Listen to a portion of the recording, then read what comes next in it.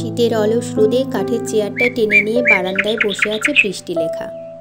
মোবাইলটা হাতে নিয়ে কিছু একটা যে টাইপ করে চলেছে সেটা পরিষ্কার বোঝা যাচ্ছে। টাইপিং করছে আর নিজের মনেই হাসছে। দূর থেকে এই ব্যাপারটা অনেকক্ষণ ধরেই লক্ষ্য করছিল তানিয়া। তানিয়া সামনে আসতেই বৃষ্টিলেখা হুট করে হোয়াটসঅ্যাপটা অফ করে দিয়ে প্রসঙ্গ ঘোরানোর জন্য নিজে থেকেই বলতে শুরু করলো, এই পৌষের মেঘলা রোদ যেন গায়েই লাগে না। আজ একটু ঠান্ডাটা কম, তাই না বৌমা? তানিয়া ব্যাপারটা বুঝতে পেরেও হেসে বলল, রোদ আর কোথায় মা, মেঘলা আকাশ, শীতের দিনে জোরালো রোদ না হলে ভালো লাগে?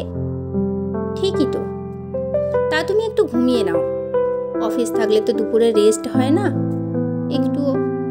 তানিয়া বুঝতে পারছে তার উপস্থিতি বৃষ্টিলেখাকে অস্বস্তিতে ফেলছে। তানিয়া হাসতে হাসতেই বলল, তা যা বলেছেন, দুপুরটা তো অফিসেই কেটে যায়, রেস্ট সত্যিই হয় না। কথা না বাড়িয়ে তানিয়া নিজের ঘরে চলে আসে। শীতের দুপুরে ঘুমানোটা বড় বিচ্ছিরি। বালিশের ওপর মাথাটা রেখে তানিয়া ভাবে, বৃষ্টিলেখা কিছু একটা লুকিয়ে যাচ্ছে। বেশ কদিন ধরে বৃষ্টিলেখার অন্যমনস্কতা লক্ষ্য করছিল তানিয়া। প্রায় 2 বছর বিয়ে হয়ে এসেছে এই বাড়িতে। এই রকম আচরণ আগে কখনোই চোখে পড়েনি। হঠাৎ করে বৃষ্টিলেখার এই পরিবর্তন, কিন্তু কেন? সামনে যেতেই কেনই বা হোয়াটসঅ্যাপ অফ করে দিল? এই বয়সে কি তাহলে নতুন কারো?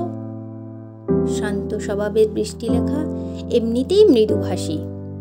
ছেলের বয়স তখন কত হবে? বড় জোর 11। অকালেই চলে গেল অরূপ।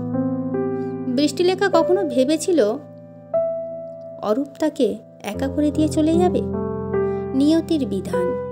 আজকাল হৃদরোগ হলে মানুষকে বাঁচার জন্য একটুও টাইম দেয় না। অরূপের ক্ষেত্রেও তাই হলো। হসপিটালে নিয়ে যাওয়ার পথেই শেষ হয়ে গেল সব। সেই থেকেই বৃষ্টিলেখা হয়ে গেল একা। অনেক স্ট্রাগল করেছে এই জীবনে। টিউশন, সেলাই মেশিন চালিয়ে সেলাই করা। অবশ্য বাপের বাড়ির সাপোর্টটা পেয়েছিল বৃষ্টিলেখা। বৃষ্টিলেখার বড়দা ছেলে পড়াশোনার জন্য যাবতীয় খরচ সবটাই বহন করে গেছে।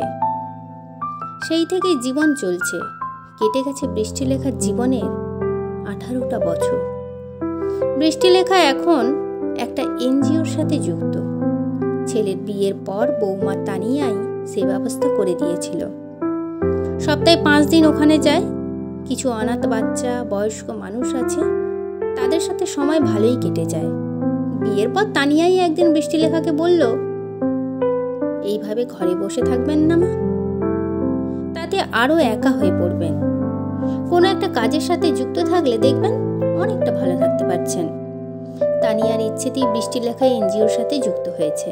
1 মাস কাজ করার পর বৃষ্টিলেখা নিজেই বলেছিল, তুমি ঠিকই বলেছ বৌমা, জীবনটাকে ফেলে রাখলে অকেজো হয়ে পড়তাম। এখন ভালো লাগছে বাইরে বেরোতে পেরে।